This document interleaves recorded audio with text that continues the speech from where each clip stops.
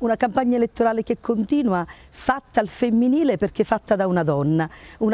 che parla alle altre donne, una donna che cerca di dire alle altre donne come noi donne possiamo essere in questa campagna elettorale finalmente protagoniste. E mi rivolgo alle tante donne, alle donne chiuse in casa perché badano ai figli disabili, agli anziani non più autosufficienti, alle tante donne, alle tante mamme che hanno a che fare con i problemi della tossicodipendenza legata ai loro figli, alle tante donne, giovani donne che non hanno la possibilità di lavorare, a quelle che sono costrette a mettersi a part-time per accudire ai loro figli, alle tante donne che portano avanti questa nostra Agrigento senza servizi, alle tante donne, alle agrigentine che sanno finalmente di poter avere un'occasione, l'occasione di avere una donna come sindaco, una donna al comune, una donna con cui è più facile potersi confrontare e parlare dei bisogni, ad una donna che sa comprendere cosa significa essere senza da lavoro e cosa significa piombare da una situazione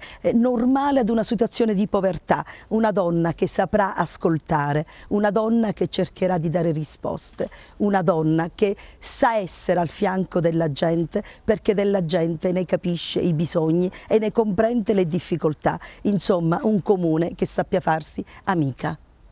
Che strano questo tempo delle passeggiate in giro fra i negozi e i negozianti. Voglio dire ai commercianti di Agrigento delle varie vie che non mi troverete ad entrare nei vostri esercizi per chiedervi il voto ed il sostegno, promettendo che tutto ciò che voi chiedete sarà fatto. Non è così. Io prometto che i commercianti di Agrigento avranno nel comune non un ostacolo ma una corsia preferenziale, quella preferenza che deve fare della nostra città una città turistica, che deve fare della nostra via Atenea il centro commerciale naturale, che deve fare della via Manzoni e della via Dante il luogo con quel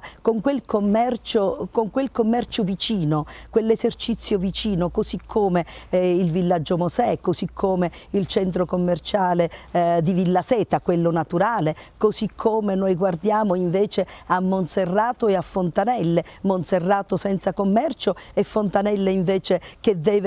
dove invece questo commercio deve nascere. Dobbiamo guardare alle piccole attività produttive, alle scuole di artigianato e ai negozi di artigianato, insomma la piccola e media impresa insieme al settore del commercio deve avere nel comune un amico dove non bussare ma arrivare lì per chiedere che sia fatto. Noi abbiamo una grande opportunità, commercianti agrigentini, il comune vi sarà amico. Dal giorno dopo delle elezioni, quando se gli agrigentini vorranno darmi la loro fiducia, sarò sindaco, allora sì, farò un giro per i vostri negozi e le vostre attività, per raccogliere insieme quelle proposte che realizzeremo.